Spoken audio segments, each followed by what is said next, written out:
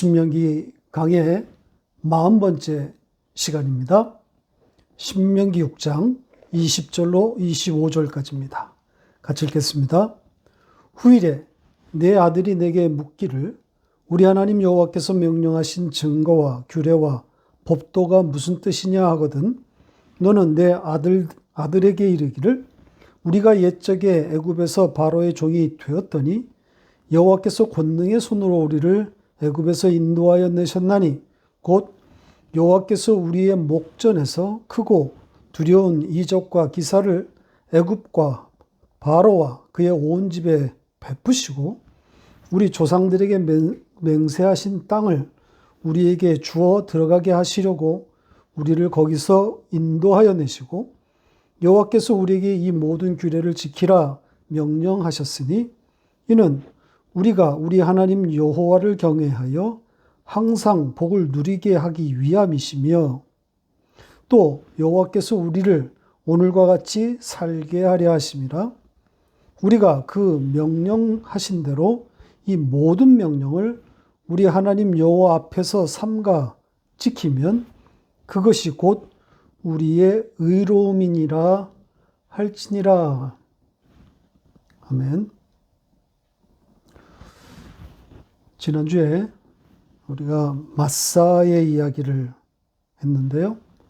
이것은 이스라엘의 그 과거를 들추어내서 그들의 정체를 폭로하려는 의도라고 말씀을 드렸습니다. 그렇게 이스라엘의 정체를 드러내서 면목 없는 하나님의 구원 앞에 세우기 위함이라고 그랬죠.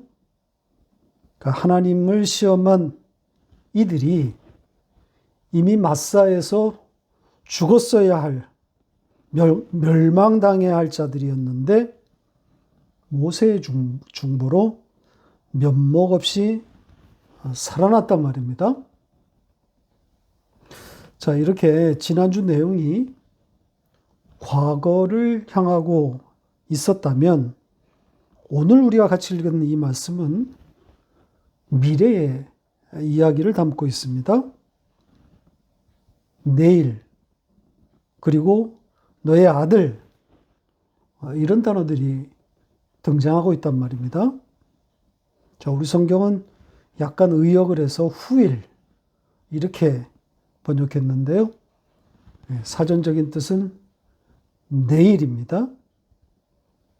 그런데 히브리인들의 그 시간 세계에서는 이 내일, 이것이 문자적인 내일을 포함한 것뿐 아니라 미래에 다가올 모든 시간을 다 포함합니다. 그러니까 가까운 미래, 먼 미래까지. 독특하죠? 이 시간에 대한 히브리적 사고가 그렇습니다. 그러니까 오늘날 우리 현대인들과는 많이 다른 그런 시간에 대한 개념을 갖고 있는 거죠. 동사의 시제가 존재하지 않는 언어니까요. 중국어에도 시제가 없다고 하는데요. 이런 그 언어적 배경이 그 나라의 어떤 고유한 특성, 혹은 국민성과 연결되지 않겠습니까? 이런 시제가 없는 언어를 쓰는 민족들이 갖게 되는 혹은 가질 수밖에 없는 그런 독특한 지점들이 있지 않겠습니까? 긍정적으로 표현하면 느긋함이라고 할 수 있을 것이고 좀 나쁘게 표현하면 시간 개념이 좀 빈약하다. 이렇게 말할 수도 있을 겁니다. 아무튼 오늘 본문은 내일의 아들을 등장시켜서 하나님이 명하신 그 말씀, 그 로고스이신 예수 그리스도에 대해서 반복적으로 가르치고 있는 겁니다. 자, 첫 문장이 어떻게 시작하고 있는지를 볼까요? 질문으로 시작하고 있습니다. 만약 내일 너의 아들이 말씀에 대해서, 하나님이 명령하신 이 말씀에 대해서 묻는다면 이런 내용입니다. 구체적으로 보면 앞에 등장했던 그 하나님의 말씀을 의미하는 여러 단어들이 다시 등장하고 있습니다. 하나님께서 명령하신 증거, 규례, 법도 이런 단어들이 지금 반복해서 등장하고 있단 말입니다.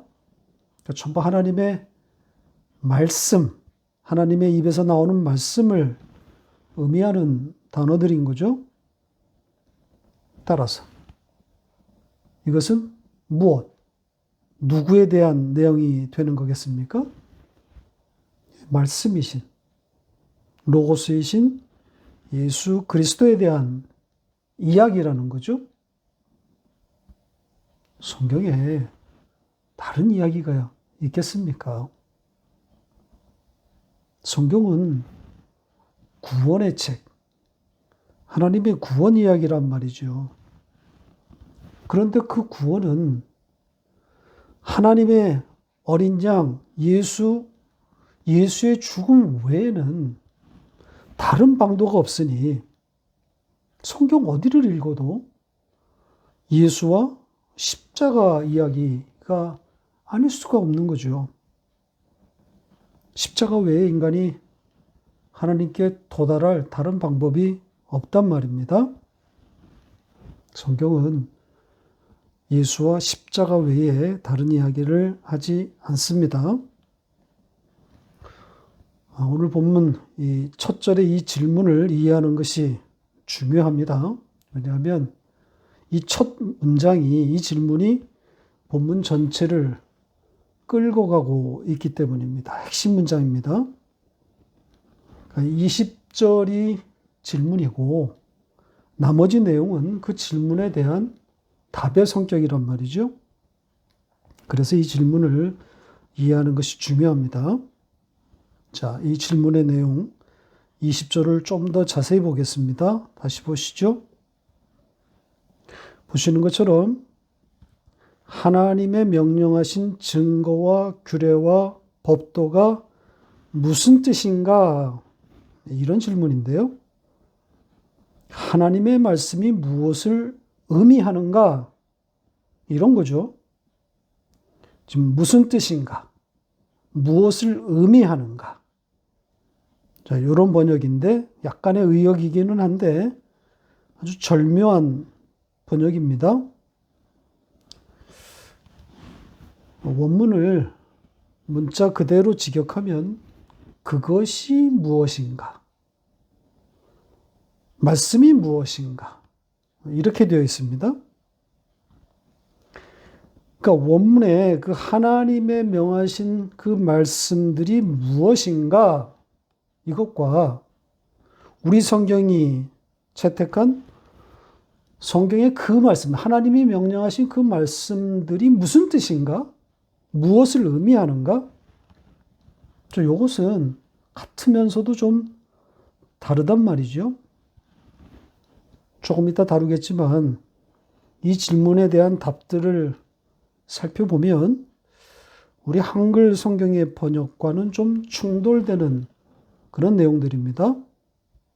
왜냐하면 그 답들이 이제 우리가 볼 그 내용들이 그 말씀이 무엇을 의미하는가에 대한 그런 내용들은 아니란 말이죠. 의미를 말하고 있는, 설명하고 있는 내용이 아니란 말입니다. 그게 아니라 하나님께서 이스라엘을 향해서 어떤 일을 하셨는가, 그런 내용들이란 말입니다. 그러니까 말씀의 의미가 아니라 말씀의 내용이라고 할 수 있는 거죠. 그러니까 말씀이 뜻하는 바를 설명하고 있지 않아요. 그럼에도 우리 성경이 이 질문을 그 말씀이 뜻하는 바가 무엇인가, 의미가 무엇인가, 자, 이렇게 번역해 주었기 때문에 제가 절묘한 번역이다, 그렇게 말씀을 드린 겁니다. 결과적으로 복음을 담아놓은 듯 그런 번역이기 때문입니다. 하나님의 명하신 증거와 규례와 법도 이게 무슨 뜻인가? 말씀이라는 거잖아요. 말씀이 의미하는 바가 무엇인가? 그것이 상징하는 바가 무엇인가? 이런 것 아니겠습니까? 예수 그리스도로 읽으라는 그런 주문처럼 들린단 말입니다. 그게 맞는 거죠. 실수로 문맥과 맞지 않은 번역을 한 건데 우리에게는 참 작품입니다. 말씀이 무슨 뜻인가? 그것이 무엇을 상징하는가? 무엇을 뜻하는가? 좋습니다. 자, 그럼 이제 그 답들을 살펴볼 차례입니다. 21절부터의 내용인데요. 크게 세 부분으로 나눌 수 있습니다. 첫째는 애굽과 관련된 내용이고요. 두 번째는 가나안 땅이고요. 그리고 나머지 내용은 그 가나안과 관련된 복에 대한 이야기들입니다. 사실 새로운 내용이 없습니다. 이미 앞에서 계속 나왔던 반복되고 있는 내용들이란 말이죠. 자, 반복되고 있다는 것은 무엇을 뜻하는 거겠어요? 예, 핵심이라는 거죠. 놓쳐서는 안 될 큰 주제라는 그런 뜻 아니겠습니까? 그러니까 복음의 관점에서 보면 복음이 아주 선명하게 박힌 복음의 진수라고 할 수 있을 겁니다. 성경의 요약. 이렇게 말해도 크게 틀리지 않습니다. 맥이라는 단어 있지 않습니까? 요즘은 잘 쓰지 않는데 맥을 잡았다. 그러면 꿰뚫어 본다. 혹은 다른 차원에 올라섰다. 이런 의미 아니겠습니까? 오늘 본문을 이해했다면 성경의 맥을 잡았다. 이렇게 말할 수 있을 겁니다. 그만큼 무게감이 있는 내용들입니다. 그러면 차례대로 이 세 가지 내용을 살펴보겠습니다. 첫 번째는 애굽과 관련된 내용이라고 그랬습니다. 21절과 22절 내용인데요. 애굽과 관련해서 세 가지를 말하고 있습니다. 하나님의 하신 행위를 세 가지를 말하고 있습니다. 첫째는 애굽에서의 그 노예 상태, 그 노예 상태를 언급하고 있습니다. 옛적에 애굽에서 너희는 바로의 종이 되었다. 하나님이 그렇게 밀어 넣으신 거죠. 이렇게 되어 있습니다. 여기에 옛적에 이 말을 왜 넣었는지 모르겠습니다. 원문에는 그런 시간을 나타내는 부사가 없습니다. 그냥 애굽에서 바로에게 노예였다. 이렇게만 되어 있습니다. 애굽에서 바로의 종, 바로의 노예, 무엇을 의미하는 거겠습니까?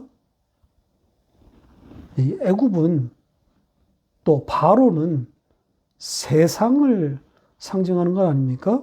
어둠의 권세, 죄를 상징하고 있단 말입니다. 그러니까 애굽에게 종이 되었다고 하는 것은, 바로에게 종이 되었다고 하는 것은 그 세상에 속한 자, 혹은 그 죄로 인해 죽은 자라는 거죠. 예, 죽음입니다. 죄로 죽었다. 이런 의미입니다. 그 죽음에 대한 상징인 거죠. 둘째 내용은 그렇게 죽은 자였는데 하나님께서 권능의 손으로 우리를 애굽에서 인도하여 내셨다. 이렇게 되어 있습니다. 애굽에서 끌어내셨다. 그러니까 애굽, 즉 죽음이고 세상인 거기로부터 꺼내셨다는 거죠. 살리셨다는 겁니다. 자, 그러면서 그들을 살리신 그 하나님의 동작에다가 권능의 손으로 이런 표현을 첨가했습니다. 권능의 손으로 그들을 끌어내셨다. 권능의 손, 강한 손이라는 뜻인데요. 그러니까 하나님의 그 끌어내신, 인도하여 내신 그 동작을 강화하고 있는 거죠. 그러니까 하나님께서 열심히 움직이셨다, 일하셨음을 담았다고 할 수 있습니다. 세 번째 하나님의 동작은 애굽과 바로에게 행한 일을 말하고 있습니다. 그들과, 그러니까 바로와 그들의 집에 크고 두려운 이적과 기사를 베풀었다고 하고 있습니다. 베풀다, 좋은 단어 선택은 아니겠죠? 이 베푼다고 하는 것은 일반적으로 상대방에게 좋은 것을 주는 행위를 말할 때, 그런 걸 담았을 때 쓰는 단어란 말이죠. 그러니까 여기서는 그냥 주었다, 그러면 충분합니다. 그들에게 크고 두려운 일을 주었다, 내렸다, 그러면 되는 겁니다. 자, 근데 여기서 이제 눈여겨 우리가 봐야 될 대목은 우리의 목전에서, 이 목전, 눈이라는 말인데요. 원문은 눈의 복수형으로 눈들, 이렇게만 되어 있습니다. 그러니까 그들의 눈인지, 그러니까 애굽 바로의 눈인지, 혹은 이스라엘의 눈인지, 그러니까 우리의 눈인지 구분하지 않았습니다. 다만 문맥상 우리 번역과 마찬가지로 우리의 눈들, 즉 이스라엘이 보도록 한 것이 맞는 것 같습니다. 자, 이 표현이 왜 중요하냐면요, 이 신앙생활, 즉 이 성도의 세상살이를 잘 담고 있기 때문입니다. 그러니까 신앙생활을 정의함에 있어서 정말 중요한 요소란 말입니다. 그러니까 하나님이 당신의 택한 백성을 왜 이 땅, 이 역사 가운데 보내셨는가 하는 거란 말이죠. 그러니까 애굽, 즉 이 세상, 죽음에 두어서 그 세상으로부터 당신의 강한 손으로 이들을 가나안으로 옮겨가시는, 끌어내어 가시는 그 전 과정, 그것을 보여주려고 그들의 눈 앞에서 혹은 그들의 눈으로 그것을 보게 하려는 그런 의도란 말입니다.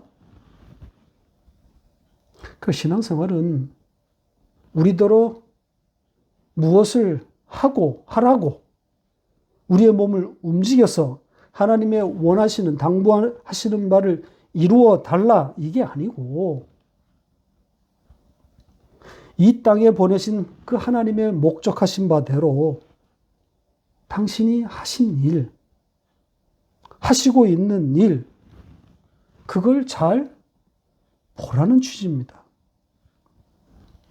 이게 신앙생활의 본질이란 말이죠. 하나님이 우리에게 원하시는 바는 이 동적인 것이 아니라 정적인 것입니다. 움직이지 않는 겁니다. 하나님께서 일하고 있는 그 자리에 머물러서 그것을 보는 거란 말입니다. 자, 이야기를 조금 더 좀 들어가 보겠습니다. 우리 성경이 일관되게 이 행하다, 이 행함으로 번역하고 있는 이 페리파테오라는 동사가 있는데요. 이 동사를 가지고 조금 더 말씀을 드려보겠습니다. 이 동사에 대해서 제가 몇 번을 말씀드린 바가 있는데요. 다시 한번 좀 정리해 보겠습니다. 이 단어가, 이 페리파테오가 성경이 한 100번가량 나오는데요. 자, 그 중에서 에베소서 5장의 말씀을 좀 보겠습니다. 5장 1절, 2절 같이 읽겠습니다. 그러므로 사랑을 받는 자녀같이 너희는 하나님을 본받는 자가 되고 그리스도께서 너희를 사랑하신 것 같이 너희도 사랑 가운데서 행하라. 하나님을 본받는 자가 되라. 사랑 가운데서 행하라. 이런 내용입니다. 누가 봐도 사랑의 실천, 이웃 사랑을 구현하라. 이렇게 읽을 내용입니다. 그렇죠? 그러나 본문은 전혀 다른 이야기입니다. 인간이 하나님을 어떻게 본받을 수가 있습니까? 이 말씀은 인간에게 어떤 행위를 요구하고 있는 것이 아니라 하나님을 소유한, 그러니까 하나님과 연합, 하나님과의 동거, 하나님의 백성의 속성을 담고 있는 겁니다. 그리고 문법적으로는 우리 문법에는 없는 중간태 혹은 수동태 명령문입니다. 그리고 문자적으로는 하나님의 모방품이 되어져라. 되어져라. 이런 겁니다. 첫 문장은 이 정도만 하고요. 제가 말하려고 하는 단어는 지금 두 번째 문장에 나오는 이 페리파테오, 이 동사입니다. 우리 성경이 지금 여기에 행하다라고 번역한 단어입니다. 사랑 가운데서 행하라. 이렇게 되어 있죠. 이 페리파테오는, 이 동사는 행하라고 번역할 수 있는 단어가 아닙니다. 영어 성경들을 보면 대부분 걷다, walk로 다 번역이 되어 있는데요. 이 단어를 분석해 보면 이렇게 되어 있습니다. 보시는 것처럼 페리파테오는 페리와 파테오의 합성어입니다. 그러니까 페리는 옆 혹은 근방을 의미하는 전치사고요. 파테오는 땅을 밟는다는 뜻입니다. 그러니까 어떤 뜻이 되는 거겠어요? 주변을 밟는다, 맴돌다, 배회하다. 이렇게 되는 거겠죠? 그러니까 걷는다는 것과는 뉘앙스가 사뭇 다릅니다. 어떤 목표 지점을 향해서 걷는 그런 행위가 아니라 그 주변을 떠나지 않고 배회하는, 맴맴 도는 그런 동작을 말하고 있는 겁니다. 그러니까 지금 이 에베소 5장 2절에 이 사랑 가운데서 행하라, 이것은 사랑으로 무엇을 동작을 해라, 뭘 실천을 해라, 이런 말이 아니라 사랑 안에서 맴돌아라. 거기를 떠나지 말고 거기에 있으라. 이런 말입니다. 지금 이 사랑, 이게 아가페란 말입니다. 그 앞에 나와 있는 아가페를 그대로 받는 거예요. 하나님이 우리에게 주신 그 사랑을 말하는 거예요. 그 사랑 안에서 배회하다, 맴맴 돌다, 머물라는 뜻이란 말입니다. 그러니까 하나님이 주신 그 아가페, 그 사랑을 곱씹을 하는 의미가 되는 거란 말입니다. 신앙생활의 본질은 바로 이 수동적인 태도입니다. 움직이지 않는 거란 말이죠. 그 자리에 서서 그 하나님이 하신 일을 보는 겁니다. 그분의 하시는 일을 묵묵히 바라보는 겁니다. 그렇게 나의 면목 없음과 또 하나님의 그 면목 없는 그 부끄러운 구원을 확인하면서 그 하나님과 그 하나님의 하신 그 일방적인 일을 찬송하는 거란 말입니다. 성도는 찬송하는 자이지 행동하는 자가 아닙니다. 자, 이 정도 하고 두 번째 주제로 넘어갑니다. 말씀이 무엇인가? 자, 이 질문에 대한 두 번째 답입니다. 이번에는 가나안 땅이 언급되고 있습니다. 그러니까 하나님 나라를 직격하고 있는 거죠. 성도의 영적 현실을 담고 있는 겁니다. 자, 이 가나안에 대해서는 이미 앞에서 여러 번 다룬 내용이기 때문에 다음 세 번째 주제에 시간을 할애하기 위해서 좀 간단하게 정리하겠습니다. 자, 23절에 나와 있는 한 절 내용인데요. 앞의 내용과 연결되어 있습니다. 그 애굽에서의 그 하나님의 동작과 연결되어 있습니다. 그 앞절에서 말하고 있는 하나님께서 이스라엘을 애굽에서 꺼내신 그 하나님의 동작에 의한 결과 혹은 우리 성경이 채택한 것처럼 목적이라고 할 수 있는 내용입니다. 자, 우리 성경은 목적으로 번역했죠. 우리 조상들에게 맹세하신 그 땅을 우리에게 주기 위하여 이렇게 했습니다. 자, 이것을 목적으로 번역하면 이렇게 우리 성경이 채택한 것처럼 맹세, 즉 하나님의 언약에 방점이 찍히게 되는 겁니다. 조상들에게 맹세하신 그 하나님의 약속이 도드라지는 거죠. 그 약속 때문에 하나님 이스라엘을 애굽에서 건져내신 것이다. 이렇게 되는 거란 말이죠. 반면 결과로 읽게 되면 문맥은 조금 더 부드러워집니다. 그러니까 애굽에서 건져낸 결과로 이스라엘이 가나안에 들어가게 되었다. 이렇게 되는 거니까요. 뭐 어느 것이 돼도 나쁘지는 않은데 아무래도 여기서는 목적으로 읽는 것이 우리 성경이 채택한 것처럼 이게 더 나을 듯 싶습니다. 조상들에게 맹세하신 이 가나안, 거기에 약속, 맹세를 끌어다가 맹세하셨기 때문에 그 맹세하신 그 땅에 너희를 들여보내기 위해서 끌어내셨다. 하나님의 언약이 두드러지는 것 아니겠습니까?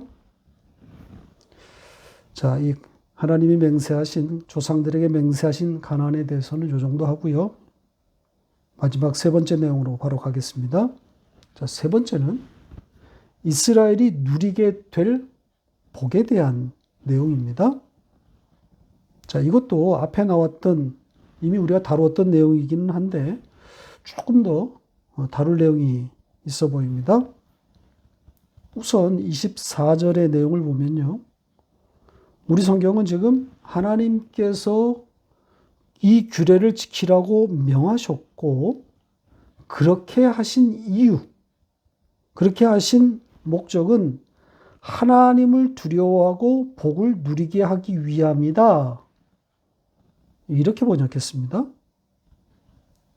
그러니까 규례, 즉 말씀을 지키라고 하신 것은 하나님을 두려워하고 복을 누리게 하기 위함이다. 이런 건데요. 이 문장 구성이 논리적으로 잘 연결이 안 됩니다. 말씀을 지키라고 하신 것은 하나님을 두려워하게 하기 위함이다? 이 말이 안 되잖아요. 자, 그런 내용이 아닙니다. 자, 여기에 그 하나님을 두려워하는 것, 또 복을 영원토록 누린다는 이것은 이 하나님의 규례, 그 하나님의 말씀을 수식하고 있는 것으로 봐야 됩니다. 그러니까 그 규례, 그 하나님의 말씀의 구체적인 내용이 되는 거란 말이죠. 그러니까 하나님을 두려워하라는 말씀, 하나님의 말씀, 또 우리에게 영원히 복이 되게 하는, 즉 잘 되게 하는, 복이라는 말은 원문에는 없다 그랬죠. 잘 되는, 영원히 잘 되는 말씀, 이런 거란 말이죠. 그러니까 하나님의 말씀의 구체적인 두 가지 내용이다. 이렇게 보는 것이 문맥으로 맞습니다. 그러니까 이런 내용의 말씀을 너희들이 삼가 잘 지키라고 하나님이 명령하셨다는 겁니다. 자, 그런데 24절에 좀 흥미로운 마지막 그 끝에 나와 있는 부분이 흥미로운 내용이 있습니다. 뭐라고 되어 있습니까, 거기에? 하나님께서 우리를 오늘과 같이 살리기 위해서다. 이런 내용이 들어 있습니다. 앞에서 우리가 이 애굽에서의 죽음을 말하지 않았습니까? 그것과 마찬가지로 지금 이 표현도 죽음을 전제하고 있는 것 아니겠습니까? 살리기 위함이다. 그러니까 하나님의 그 당신의 백성들을 살리기 위한 그 하나님의 의지가 담긴 표현이란 말이죠. 하나님의 여심을 담고 있는 거죠. 여기에 이 살다라고 번역된 이 단어를 추적해 보면 사전에 생명의 원천, 즉 신적 능력을 담고 있는 단어다. 이렇게 나옵니다. 그러니까 하나님의 단어인 거죠. 그런 면에서 오늘 본문 내용 중에서 이 하나님의 구원 행위를 가장 직접적으로 표현한 그런 내용이라고 할 수 있겠습니다. 자, 마지막 25절을 보고 마치겠습니다. 다시 보세요. 보시는 것처럼 우리가 하나님의 모든 명령을 행하면, 지키면 그것이 우리의 의로움이 될 것이다. 이런 내용입니다. 위험한 번역입니다. 두 군데를 지적할 수 있는데요. 우리가 말씀을 지키면, 모든 말씀을 지킨다는 거죠. 이 가정법 문장과 우리의 의로움이다. 이렇게 번역한 것입니다. 자, 인간이 하나님의 모든 명령을 지켜내면 그것이 우리의 의로움이다. 이상하지 않습니까? 이 가정이라는 것도, 이 가정이라는 게 뭡니까? 그럴 수도 있고 아닐 수도 있다는 거잖아요. 또 더군다나 지금 모든 명령, 하나님의 모든 명령이라고 하지 않습니까? 그럴 수 있는 인간이 있습니까? 자, 그런데다가 그것을 지키는 자는 그것이 자기의 의로움이다. 이것도 말이 안 된단 말이죠. 자, 이 문장은 가정법 문장으로 읽을 것이 아니라 때, 하나님의 완성의 그 때로 읽어야 합니다. 문법적으로는 뭐 좀 복잡하긴 하지만 if가 아니라 when 이렇게 읽어야 할 문장입니다. 이 타임을 나타내는 거란 말이죠. 그러니까 이 단어가 어떨 때는 뭐 why, 어떨 때는 when, 어떨 때는 if 이렇게 각각 번역이 될 수 있거든요. 그러니까 여기서는 하나님의 모든 명령을 우리가 다 지켜 행했을 때 이래야 문맥이 자연스럽습니다. 하나님이 그렇게 완성시키실 것이니까요. 인간은 하나님의 모든 명령을 지킬 수가 없잖아요. 도달할 수가 없단 말입니다. 그러니까 하나님이 이루실 그 완성의 때, 그 때를 말하고 있는 겁니다. 그러면 그때 그것이 우리의 의로움이다. 이렇게 번역했는데 이건 완전 오역입니다. 의로움이 아니라 의고요. 의. 그런데다 원문은 의는 우리를 향한다. 혹은 우리를 위한다. 이렇게 되어 있습니다. 의가 주어예요. 의가.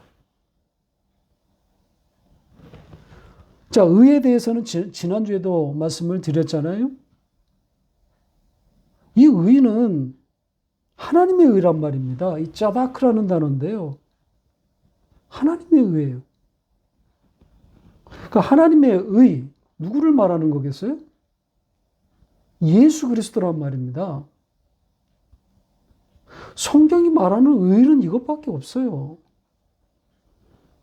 정의, 공의, 세상이 말하는 그런 거 아니란 말입니다. 하나님의 옳은 것, 예수 그리스도란 말이죠. 그러니까 하나님의 의이신 예수 그리스도가 우리를 위한 것이다. 우리를 향한다. 이렇게 말하고 있는 겁니다. 그러니까 하나님의 모든 명령을 우리가 다 지켜 행하게 되는 그때 하나님이 이루실 그 완성의 때 아니겠습니까?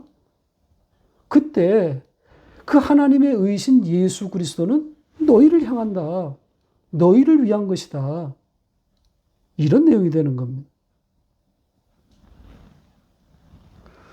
그리고 인간이 하나님이 명령하신 모든 말씀을 다 지켜 행한다. 이게 무슨 의미입니까? 하나님이 말씀하신, 명령하신 모든 것, 모든 말씀, 모든 규례, 모든 증거, 모든 법도, 그리고 그걸 다 지켜 행하는 그 날, 하나님의 의가 우리를 향한다. 이렇게 되어 있으니까 말씀을 지킨다는 게 도대체 뭐예요?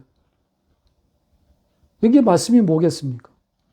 모든 명령, 모든 법도, 모든 규례, 모든 증거, 하나님의 입에서 나오는 말씀 아닙니까? 예. 그 따바르, 그 로고스, 말씀이신 예수 그리스도 아니겠습니까? 그러니까 말씀이신 예수 그리스도로 번복이 된다는 그런 의미가 되는 겁니다. 예수 그리스도로 덮어지는 것. 하나님이 그렇게 완성하실 거라는 거죠.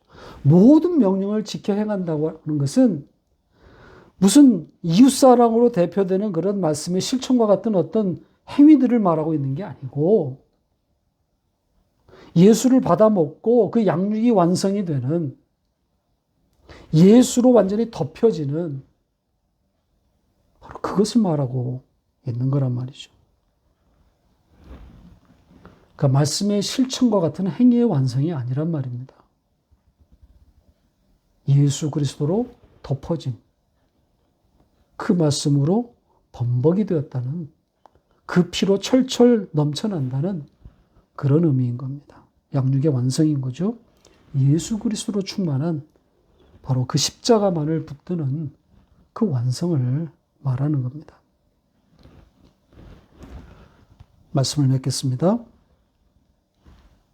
여러분, 움직이지 마십시오. 신앙생활은 움직임이 아니라 서 있음입니다. 머물러 있는 것입니다. 페리파테오, 그분 주변을 배회하는 겁니다. 그분 안에 머무르는 것입니다. 그분이 주신 그 사랑 안에서 맴맴 도는 겁니다.